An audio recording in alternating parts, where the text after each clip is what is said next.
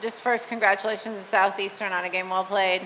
I think it's truly been an honor to coach this team. I'm proud of a lot of the things they accomplished. I'm sure from the outside looking in, you don't see the growth that happened in this program this year, but it truly did. If you look back to when the season started and we graduated the entire team last year, 6 seniors that played for 5 and 6 years, the majority of them, with a brand new team, with a brand new staff. I truly feel like this group moved this program forward, and while that might be hard to see from the outside, this team was ranked in the top 10 all year, 40-win season. They did a lot of really incredible things. And since she's sitting next to me, I'll just say too, like, what an honor it was to coach a player like Danica Coffey, who gave us her heart and soul for 5 years. Cool story, the bounce back. She worked so hard to be back and lead this team. It's just been one of the honors of my coaching career to coach a player like her.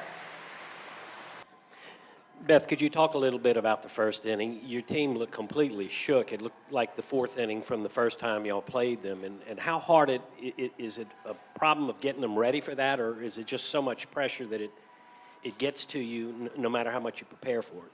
Yeah, they just don't give you any room to breathe or make any kind of mistake, any bobble. They capitalize on every single thing you do. So, I think anytime we're giving them anything for free, a walk or not fielding the bunt cleanly, all those things they build up and they capitalize on them. He does a great job of coaching his team to do that. He's consistently done that year in, year out, so he does a good job of that. I think, too, like, at this moment in time, we don't necessarily have a pitcher that's capable of stepping up and punching a bunch of people out. Sid's down right now dealing with some injury stuff and battling through it, and she just doesn't have that in her right now. She's getting us outs and doing a great job, did a good job in game 1 just finding outs. But I think, one thing that helped them in the earlier game, the Nebraska game, is Jordy Ball is able to punch people out, so then they're not putting the ball in play. If we're trying to get 21 outs on the ground, it's going to be a long day. I was going to ask about Sid. She pitched a lot today. I know you said she's struggling with some things. Just how is she doing overall? Well, I think she would love to have, some moments of this year back. I think she's battled through some different injuries. We've kept them close to the vest. That's her choice, and that's kind of how, we handle any medical things around here. But, we've kept them close to the vest, and she's battled for us and given us what she has. But I don't think she's been 100% in quite a while.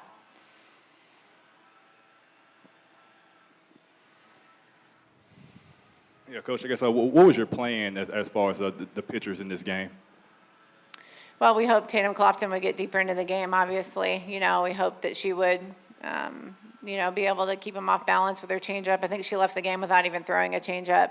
Just wasn't her day, unfortunately. And she is one of the greatest competitors we have, so you hate to see that for her. That was kind of the reason for the start, is just somebody that's going to give us some life and some heart out there, and she's such a fighter. So it's too bad that it didn't go her way. And then, just whoever we had, we were all hands on deck, right? We knew Vallejo would maybe get the ball in the air a little bit with her up stuff, so thought maybe that would work, and it did for a bit, right? She was able to keep them off balance, and then when the game went on the line, give it to your ace and hope for the best, but it didn't work out in our favor.